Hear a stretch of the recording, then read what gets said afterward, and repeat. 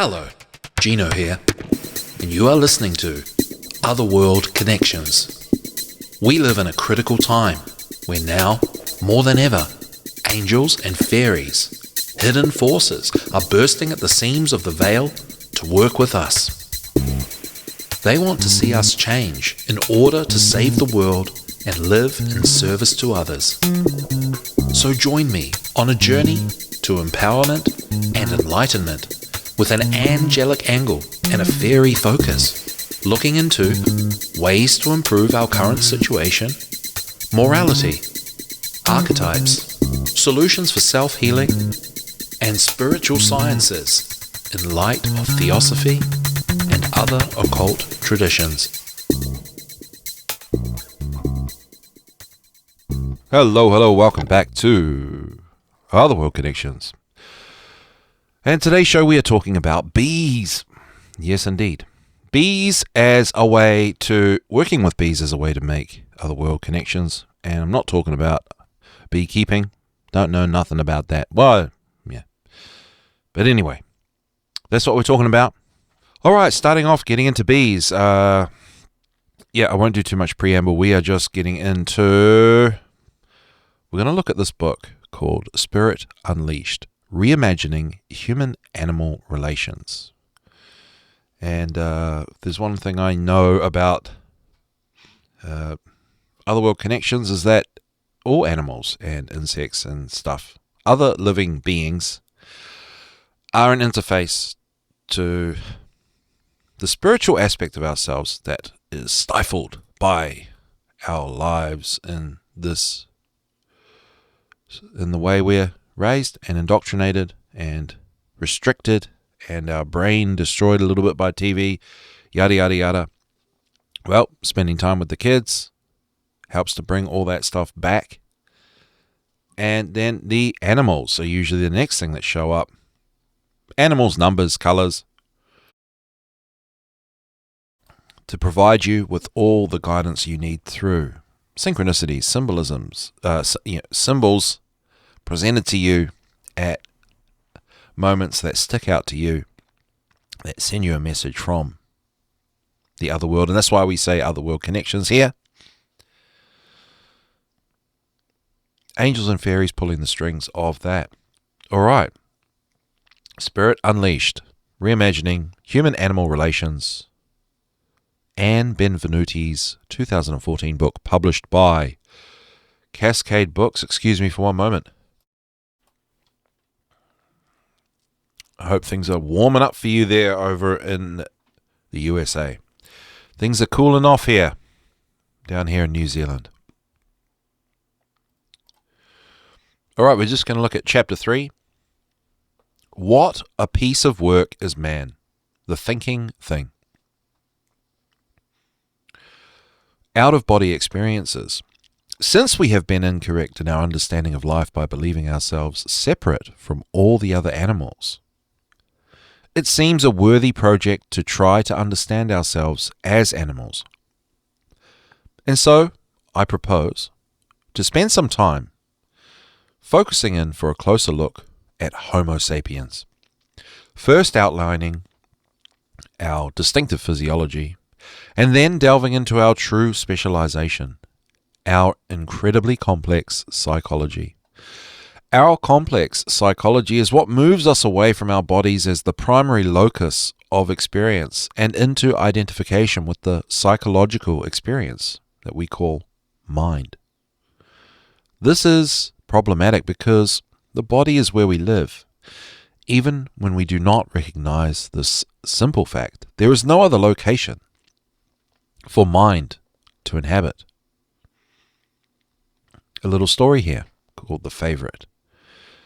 Janie, come, I want to tell you a secret, but you mustn't tell the others or it might cause hurt feelings.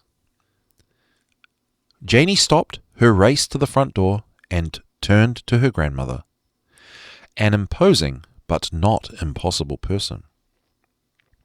Can you keep a secret? Janie paused, seeming to consider. It's a sign of character to do so. Well, of course Janie had sufficient character to keep a secret. It was not really a question. Yes, grandmother, of course I can keep a secret. What is it? Yes, then come right here. Grandmother gestured to a spot next to her chair. I'll whisper it in your ear, and you are to keep it to yourself. Janie offered her ear to her grandmother. You are my favourite.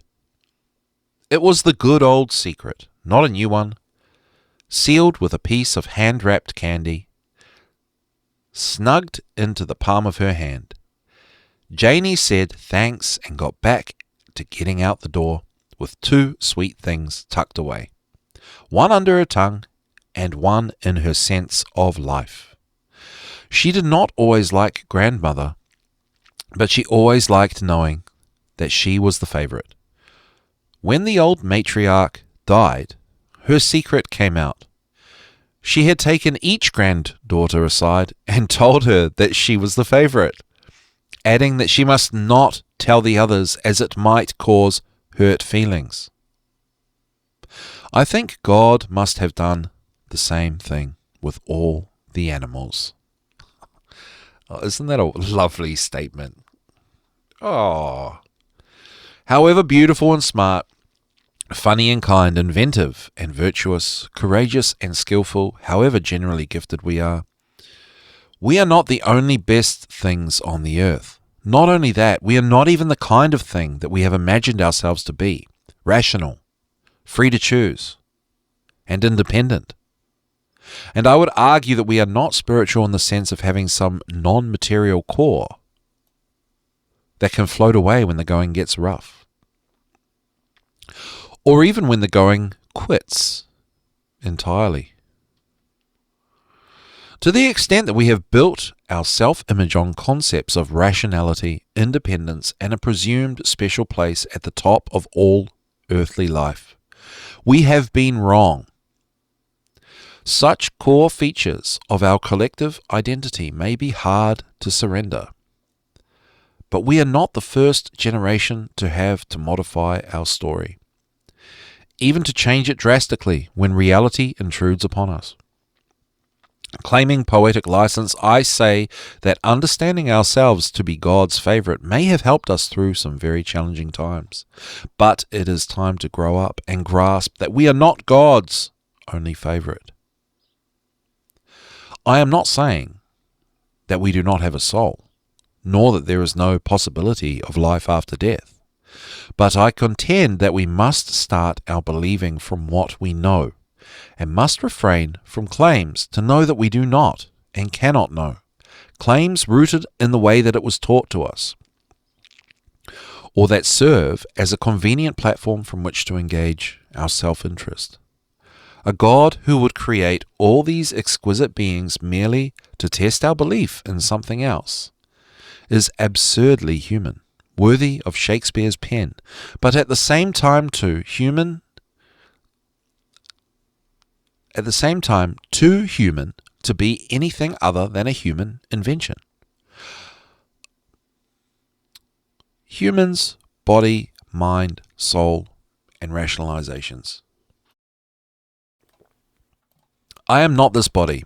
I am a spiritual being having an experience of this body. It has become a popular expression, and I hear it frequently in a variety of similar forms. People disavow life in the body, claiming some other reality as truer or better. Such a perspective is understandable given the challenges of living in these bodies, amongst other bodies with whom we must sometimes compete and sometimes cooperate. But it is also mistaken to say, I am not my body, because it too often leads to a denigration of life on earth, and it leads to moral relativism and denigration of life on earth because people don't want to take responsibility. And sometimes I'm envious of these people because they kind of just float around, do whatever they want, and not feel bad about it. All right, so this belief starting with one's own person and extending outward to include the only life we know with certainty to exist. This identification with something that we believe in outside of and beyond this physical world has allowed us to violate the very basis of our existence. Membership in a community of physical beings that is the very essence of life, of Earth. And this lady really is, she's not really pointing at atheists, she's pointing at New Age people that believe that we're just here for experience. There's no right or wrong. So yeah, moral relativism too. And that it's just an experience, and everything that matters is outside of the physical realm and outside of our control. So why bother? And let's keep reading. This is really good.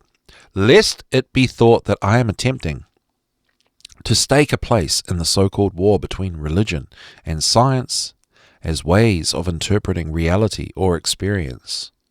A war that I take to be a figment of the popular imagination, fed by streams of ideology. Let me insert 2 caveats. I am not saying that religion is bad because it denies us this life, subverts us from doing what we can do to improve our own lot, and makes us easy to manipulate by creating desire for an afterlife that is better than this life.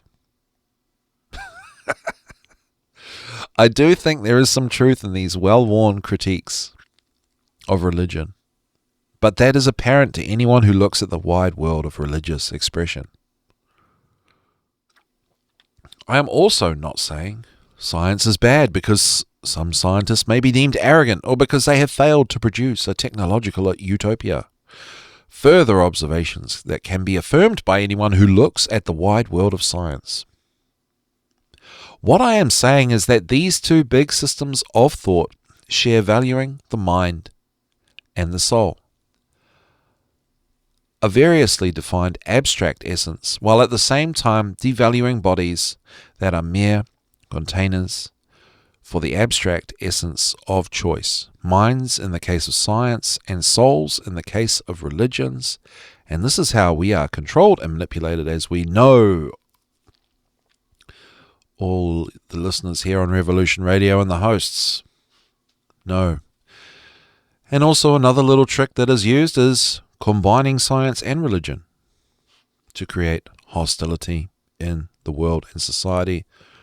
I'm not going to mention the things that combine science and religion, because that has to be known by the individual to then be able to step away from. But yes, I love science because it is the best method we have for getting to some clear facts about the world that we live in and about ourselves. And I love religion because it has passed on to us both the understanding that we need to live from a spiritual perspective in order to live well, and methods for cultivating a spiritual perspective. Far from dismissing a spiritual perspective, I find it profoundly meaningful right here in the shared vulnerability and contingency of life in these bodies on this earth. Valuing abstract ideas over physical bodies and pushing out of awareness the feeling of these bodies, as is required to maintain an abstract perspective, leads repeatedly to spiritual arrogance and to the greatest horrors of human behavior. The fact that we can and do identify with mental activity does not mean that it is the truest perspective, much less a good thing to do. Consider this 16th century description of a particular session of vivisection, the practice of restraining and cutting open live animals to learn the functions of anatomy and physiology. Italian anatomy professor Realdo Colombo's apparent lack of feeling with regard to the whole procedure as described by others stuns me. The dog is referred to it and the bitch, never as she, much less by name. In this typical linguistic fashion, she is thoroughly othered and deprived of selfhood, even though she paradoxically exemplifies virtue to the clergy in attendance. And I'll just mention my dog Ernie. I want to say that there's a balance here. So that's one extreme side, and you've got to be careful because we put Ernie in the crate in the back of the car, And then one day we left the crate out and said, we'll put him in the boot. And so we put him in the boot of the car. Obviously, it's a hatchback, right? So it's not a closed boot. It's just a space behind the seats, right? Like a station wagon. Even though people do put their dogs in the boot. True story. But hey, so then we put him in the back. And then we're like, oh, that's really cool. It's nice. And he's so well behaved. Da, da, da. And then now he climbed over the seats and now he's on a seat. And we're like, oh, we shouldn't really let him do that. And now it's like we're his chauffeur. Like he wants us to stop and he wants us to, if we pull up somewhere, he acts like we're going there to take him. So I go to pick up the lawnmower. It's been serviced and he's like fizzing because he's like, right, I'm going to go and play with this guy today. And it's like, no, sorry, you're not. And the look he gives me in the back seat, it's like, it's like some lord is disappointed with his chauffeur. It's unbelievable. So yeah, maybe there's a sense of balance here that needs to be acquired. But let's go back to treating dogs horribly. Let's have a look. Colombo pulled a fetus out of the dog's womb. And hurting the young in front of the bitch's eyes, he provoked the latter's furious barking.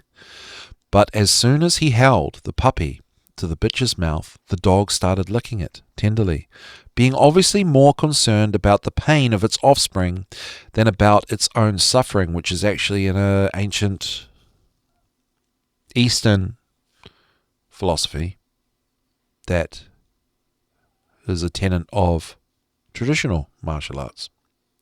If someone gets hurt, you see if they're okay. You don't go start beating up the person that hurt them. First thing is to check if people are okay, if they are in pain. But as soon as he held the puppy, licking it tenderly, being obviously more concerned about the pain than her own suffering. When something other than the puppy was held in front of its mouth, the bitch snapped at it in a rage. The clergymen expressed their pleasure in observing this striking example of motherly love, even in the brute creation. Reading this description, you might have winced. You might have felt anger. You might have said to yourself, perhaps with resignation, that this is the path by which we have acquired the knowledge we have today of how bodies work. All of these reactions are evidence of our humanity, experiencing a lesser version of the emotional and physical pain. Merely by reading about it is an inherent part of what it means to be human. I feel like there's something to be said about common sense here, right? Before Colombo, were we doing okay? Before lots of things. Quite a long time ago. Very long time ago. When we revered young children. The greatest initiation was turning 7 years old. When the language of the birds was in play, was understood. When fairy tales were written that were richer and deeper and more profound and educational and spiritual than anything, even today. So, feeling anger about the injustice and moral wrong is inherent in us too. At a deeper level, we might feel some anxiety that such things can happen, and also some relief that they cannot happen to us because we are humans. Each of these is a culturally ingrained response, reasoning our way to something that helps us to make sense of it, and recognizing the cultural wisdom that animals are lower forms helps us to gain some emotional distance from the discomfort of it. Both are acquired human capacities, programmed by culture and learned by experience. But regardless of how we respond to this description of events that took place 500 years ago, we now know with certainty that the animal who was subjected to the vivisection felt what happened to her and what happened to her baby. We know, in fact, she was a self who felt pain and rage and tenderness and emotional suffering, especially because she loved and wanted to protect her baby. There have always been those who protested the conceptual mechanization and maltreatment of animals. It is an idea that has no foundation in scientific evidence, though it is a convenient idea for those who want to exercise their curiosity. The evidence runs contrary to it. The French philosopher Voltaire, who was strongly and explicitly opposed to both vivisection and the underlying idea that animals are machines, expressed this vividly in his philosophical dictionary under the heading Animal. And this is what Voltaire said.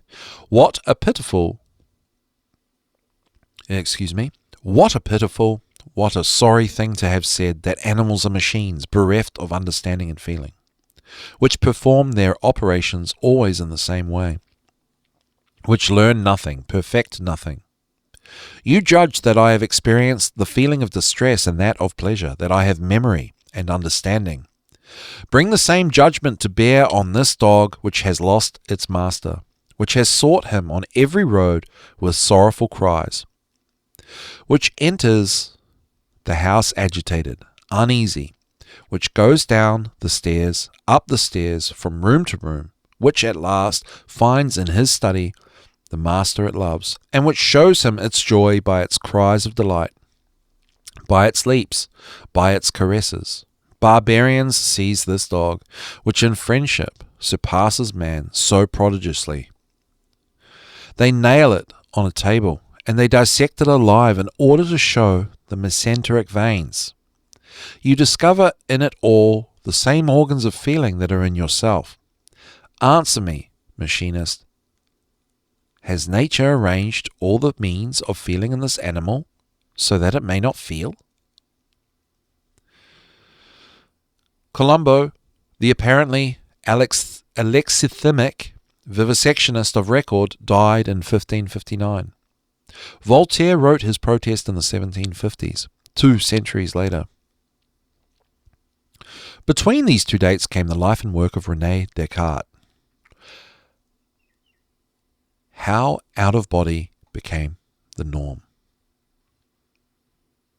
In 1639, somewhere in the Netherlands, René Descartes sat by the fire in his winter dressing gown, wondering if he could doubt that he was sitting by the fire wearing a winter dressing gown.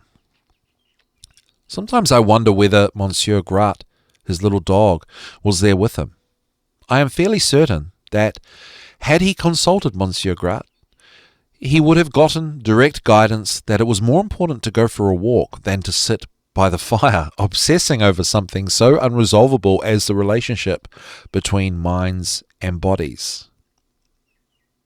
And that's what I learned from my dog. I know for a fact that Molly Brown, my little dog and constant companion, often gave such guidance to me. Over time, and with some effort on my part, I learned to listen to the wisdom in it. So much, in fact, that this book flows from my exposure to that wisdom. But Descartes had convinced himself that Monsieur Grat was a robot, and so he probably did not ask Grat's opinion, but only received comfort of some kind or companionship from his presence. Descartes was turning his mind toward the past, to a time when, as a younger man, he discovered that he had been taught and believed things that were not true. On that day of sitting by the fire in his dressing gown, he wrote that he had always promised himself that he would come back and work from the ground up to elicit truth that was not dependent upon what he had been told. Descartes began to write his first philosophy, a metaphysics, or way of thinking about the whole of reality, that could provide a frame for his real love in life, his work in mathematics and science. It took him many years to attempt this thing he had promised himself as a youth. Who cannot remember the general revelation, if not the exact moment of discovering that something important we were taught was wrong? Often relying on that something and feeling the ground give way beneath us, we have been deceived, and now we must learn to either ignore our own experience and join in the deception, or we can challenge it. All of us join in the communal deceptions because we do not notice them, and also because it is so much easier, but many of us also question the givens to the extent and in the ways that we are able.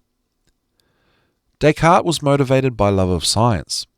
The description of Colombo's vivisection experiment dates from a century or more before that morning when Descartes sat next to his fire. In our own time, 5 centuries later, Descartes has taken the brunt of the blame for generating ideas that he inherited from others, and for vivisection practices that were already in place. And he has also long been given the credit for being the father of modern philosophy, with its humanist, rationalist, and scientific perspectives.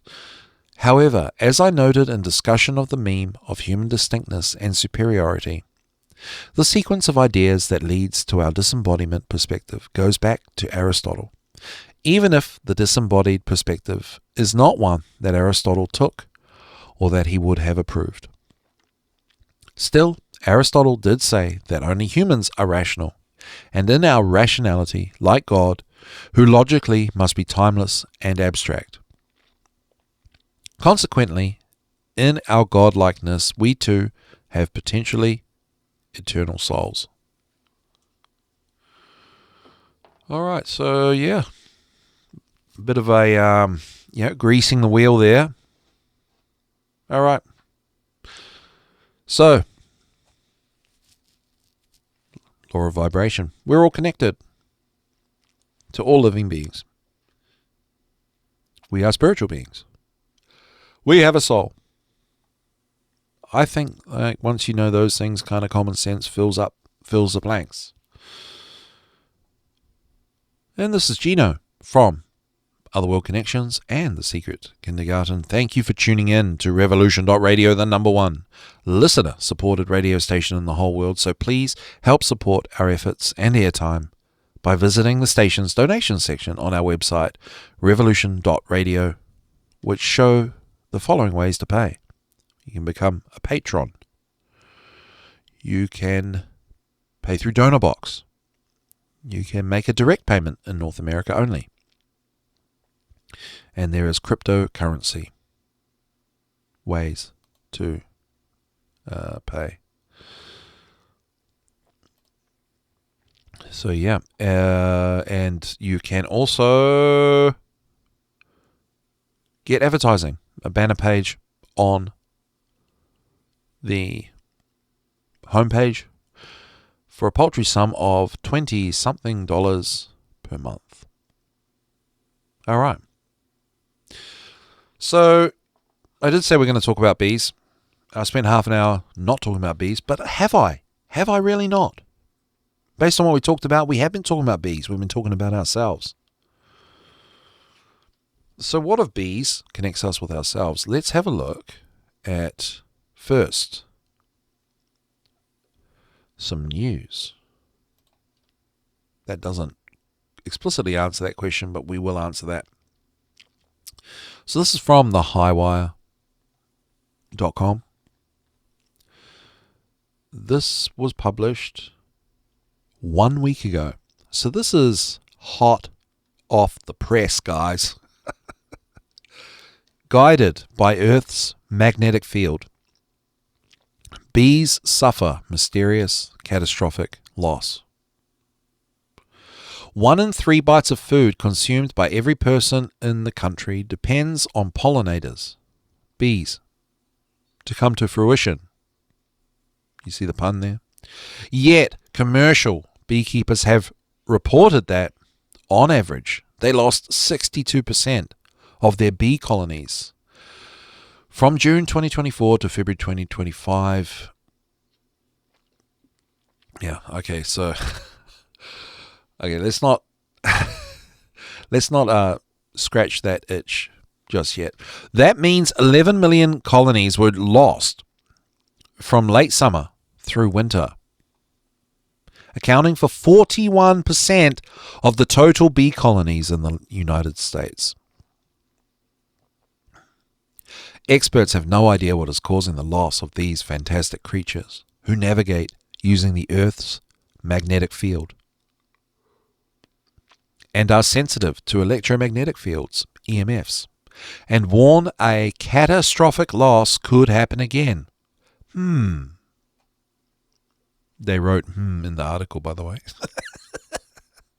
Following a February 2025 survey of beekeepers across the nation, conducted by the non-profit organisation Project APIS M.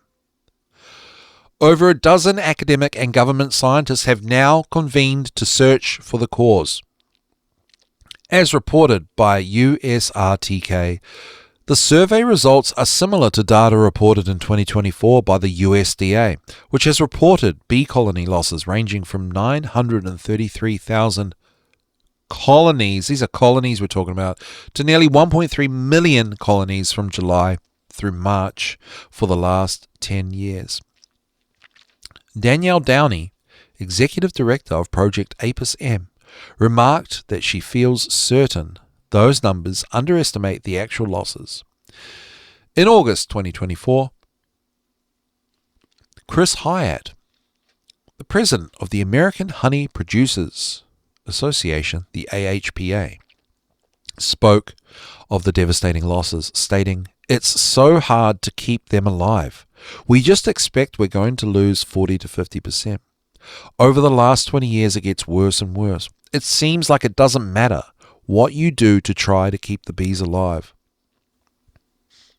Even though beekeepers are used to losing a portion of their bees each year, the start of the 2025 almond pollination season was met with unprecedented colony losses. There's a lot to be said about almonds as well, which have stunned the beekeeping industry. To find out what was happening, Project APIS M conducted a widespread survey to assess the breadth and severity of bee colony die-offs in the US. They collected data from 702 beekeepers responsible for roughly 1.835 million colonies, or nearly 68% of the nation's bees. Survey responses indicated the beekeepers lost an estimated 224.8 million in colonies alone. Yet, as reported by Project APIS M, this estimate is based on $200 per colony and is a conservative replacement cost that excludes labor, feed, and treatments to maintain them. When considering beekeepers who did not respond to the survey, the non-profit estimates $634.7 million in lost bee colonies. In a heartbreaking reply, an anonymous beekeeper shared with the survey, "What do back-to-back losses mean? We already bought back in. We borrowed from our house, from our retirement, from family. We borrowed to keep the business going. Now those bees are gone. This is what it means to have back-to-back losses on a farm. We took a large loss 2 years ago. We borrowed against our long-term investments to buy back into bees. We ran our bees again. We focused on their health. We asked for help. We did what we were supposed to do. But when the losses hit again, there is no way to recover. It's all gone. The equity on the house is gone. Our retirement is gone. The family members' money is gone. All that's left are empty boxes. We don't even have the dead bees. They are gone too." What is behind the loss of our nation's beloved bees? Of course, dangerous pesticides are partly to blame. So is urban sprawl. And movements to ban honeybees from public lands. Yes, according to Project APIS M, that is really happening. Ban honeybees from public lands. I suspect that is... let me click on this link, because that states... so clicking on that, there's another article. States are destroying forests and wildlife to build solar farms. So maybe ban is a bit rich, but it's more that solar farms are going where maybe bee colonies could be. Right. Which decreases forage for bees. Preliminary sampling of live and dead bees has not shown a cause. Thus, a team of at least 16 scientists from universities and the USDA are searching for answers. Project APIS M's survey examined whether the bees were stored indoors or outdoors over winter, whether queens had been replaced in lost colonies, whether beekeepers had supplemented their nutrition, and how many colonies were afflicted by varroa mites. For each of these variables, no clear pattern emerged. According to USRTK, the researchers will analyze bee samples for pathogens, pesticide residues, microbiome, host pathogen interactions, and metagenomic analysis over the next few months. In 2023, which is the most recent full year for which data were available, the leading cause of bee loss was the infestation of varroa mites, followed by other pests and parasites, pesticides, diseases, and factors such as weather, starvation, queen failure, and insufficient forage. Insufficient forage is where we absolutely are going to be able to help, and that's one of the solutions. Though not mentioned by Project Apis M, which is incredibly surprising, bees are also increasingly exposed to artificial low-frequency EMF from overhead power lines and cell phone towers, for example. Clicking on one of those links for a moment. Anyway, let's keep reading this. Could this contribute to colony loss? Importantly, because bees have magnetoreceptors in their bodies, like magnetite in their abdomens, and cryptochromes in their brains. Okay, so these are the things where EMFs, this is how EMFs affect them. So we're going to look at quickly magnetite. And if you collect crystals, you will know what magnetite is. It's a mineral from one of the main iron ores. It's one of the oxides of iron and is very ferromagnetic. It is attracted to a magnet and can be magnetized to become a permanent magnet itself. It is the most magnetic of all the natural occurring minerals on Earth. Naturally magnetized pieces of magnetite called lodestone will attract small pieces of iron, which is how ancient people first discovered the property of magnetism. So bees have magnetite inside their bodies, dude. And I wonder if that's what causes them to dance as part of their communication. Them playing with that magnetic pull. Cryptochrome. Let's go to cryptochromes. Bees possess cryptochromes in their brains, which are proteins sensitive to blue light and play a role in circadian rhythms and light-dependent magnetosensitive responses. It's like a light magnetism. And I think that is considered a conspiracy theory by the looks of it. People deny that cryptochromes. And I think that cryptochromes are a thing inside. That cryptochromes are related to the magnetoreception. And I think this is getting down to a level where we're talking about electromagnetism. We're literally talking about, trying to explain just how the world works, right? Like natural law as scientific law, trying to explain it down to a point where people say, well, we can't actually prove that. When we can just live by values and principles, knowing that, bees are super sensitive and special and magnetic, and so are we. But anyway, let's have a look. Where were we? Yep, so bees have magnetoreceptors in their bodies, and it helps them to navigate using Mother Earth's magnetic field, which we are disconnected from the shoes that we wear, from the clothes that we wear, the polyesters, the rubber soles on the shoes, living inside a house. Come on, you guys know what I mean.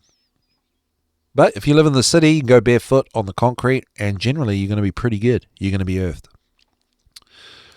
So yeah, we are disrupted from the magnetic field, and so are bees by the looks of it. EMFs are a significant stressor on bees, altering the magnetic maps they used during foraging flights and navigation. Indeed, there is strong evidence that the omnipresent signals from Wi-Fi and other EMFs interfere with bee behavior. Wake up, people, in an article titled Beware, How Wi-Fi Signals May Impact Honeybee Behavior, environmental scientist and conservationist Zuhaib Al-Ali shared his views on the critical bee conundrum. that impacts all of life, noting, there is reason to be concerned about the health of these important pollinators, given the findings pointing to a possible influence of Wi-Fi radiation on honeybee activity. While more investigation is necessary to completely comprehend the mechanisms at work, precautionary steps to reduce potential hazards are necessary. Our ecosystems are delicately balanced, and we can protect honeybee populations by raising awareness, putting buffer zones in place, and encouraging sustainable behaviors. Let's work to build a future in which bees and humans coexist peacefully with the natural world. It's an article by Tracy Beans and Michelle Edwards for thehighwire.com. So that's big news, and that's why I'm addressing bees, because essentially the bees, by way of the fairies, through Otherworld connection strategies as talked about on the show, basically pointed me in this direction and said, time to start talking a little bit about this, because this is in the natural world. If we look at, interesting that the bulk of this was about commercial losses and how it affects industry, which would affect the country, right? But just in terms of nature, this is headline critical news on, nature's press. Yeah, the Times of Mother Earth Times. This is headline front page stuff, guys. This is pretty serious. I think it's just a change of perspective, waking up in consideration of the bees. We've talked about birds and being considerate for birds and bringing birds into what you do in your home, in your property, in your garden and stuff. We've talked about that. And so birds are to angels what bees are to fairies. That's the way I put it. But let's have a look at the symbolism of bees. Oh my gosh, we're running out of time. So Dr. Stephen D. Farmer's 2006 book, probably my favorite book, Animal Spirit Guides, a favorite reference book, an easy-to-use handbook for identifying and understanding your power animals and animal spirit helpers. And animals are here to help, and they're all around. And once you start making these otherworld connections, you start getting your advice through the symbolism presented in through animal symbolism. Whether it pops out at you on the computer, on Facebook, or in the paper, or at the zoo, or just walking down the street, or in your back garden. If a bee shows up, it means it's time to get organized and get to work on that idea that you want to implement and develop. Approach your projects with commitment, diligence, and dedication, and you'll succeed beyond your wildest expectations. Involve several others in a cooperative and life-affirming venture, one in which everyone who participates will benefit, and if possible, one that includes the entire community. Take the time to appreciate and enjoy the sweetness of life. This is a very fertile time for you physically and creatively, one where you can bring your ideas into fruition. This is a very productive cycle for you, so stay with whatever you're working on, and there will be a favorable outcome. And if you understand, the spiritual aspect of what it means to be human, you understand that there are laws of nature. There are, things that we are governed by. There are things that are true spiritually, and that, animals are important, that bees are important, that we are connected, and that there is a spiritual aspect to animals as well, and that you can get help, spiritual help, from decoding the symbolism of the animal or insect that presents itself to you, the living thing. then what would your projects and your, cooperative and your goals and your dreams and your ideas be? Well, they'd be of a higher order, right? And this is why bees are so special, I reckon. So having bees around promotes these aspects that are important in the truth community, right? Life-affirming ventures, goals and projects that benefit everybody, right? We're trying to create freedom. So you need bees around because they are what all these things represent.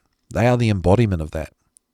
And without bees, and this is Rudolf Steiner here, if there weren't any bees, then there wouldn't be any worthwhile projects, goals, ideas, life-affirming adventures, projects that help everyone, that are successful. And I really do think that the way the world is right now is this whole concept has been bastardized very recently with all this bro-trepreneurship.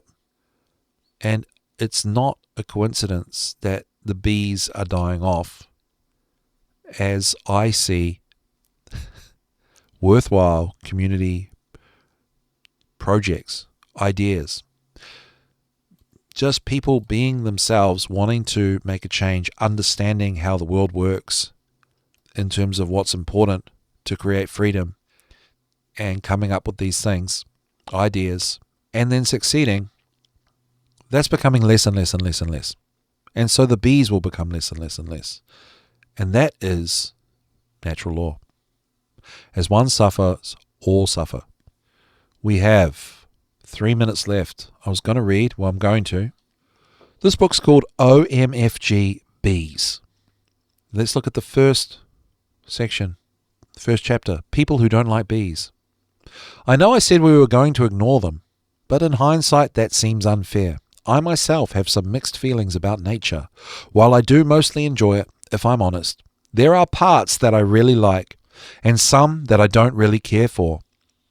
I'm sure you know what I mean. For instance, many people enjoy getting outdoors for a nice summer hike, but they hate ticks and mosquitoes. Some people like a good swim, but are creeped out by the feel of kelp in their toes. Some people don't like spiders. I mean, I get it. Who needs 8 legs? Like many people, I despise birds. What? Some people hate rocks or pine cones. Those people should be avoided. A lot of nature is made out of dirt, but most of us own a vacuum cleaner or a broom. Where was I? Oh, right. Some people don't like bees, and what the hell is up with that? Yes, it would be easy to judge people who don't like bees. They must be a-holes, right? In some cases, yes, but that may not have anything to do with how they feel about bees.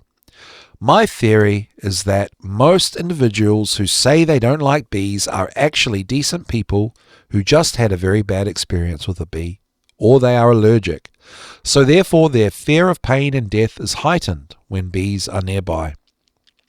Mathematically speaking, bee trauma plus your bee allergy coefficient divided by distance in meters to the nearest bee equals how you feel about bees. Not everyone is great at mathematics, so I have devised a visual matrix to illustrate this principle. I call this the fear-based bee opinion matrix, or the F-bomb. It's quite a sassy little book here, guys. Okay, there's a... wonder if I can put that in the chat. I'll put that in the chat in case anyone is listening and wants to see that. That's the F-bomb. Childhood traumas aside, there is no real need to fear bees, unless you are some kind of maniac who goes around smacking bees' nests with a stick or swatting them whenever they come close to you. Then you probably should be afraid, because those bees might decide to mess you up, and who could blame them? Anyway, with a few exceptions, bees are fairly docile if they are not antagonized. Ordinarily, they will only sting if they feel that you are messing with them. So if you do get stung, there's a pretty good chance that you had it coming. So there we go. We've got 1 minute left. And to talk of the sensitivity of bees, for this, that, and the other reason, I really don't, honestly, I don't really do this, but there was some reason I bought a organic fly spray to kill, what was it? It was a couple of years ago. And I was like, no, that's it. We're just going to get some spray. We're just going to do it this one time. We're just going to do it there. And then that's it. Just one, and that's it. I know we don't do it. I know, Julia, it's not what we do. And then for months after that, any bee that went in that area died. And that's how sensitive bees are. So I'm never using that spray again. Not that I honestly ever really do. But hey, bees are sensitive. We've got to look after them. We're going to keep looking at bees next week and the week after. It's a series on bees. So stick around and we'll see you at the next one. Much love, everyone.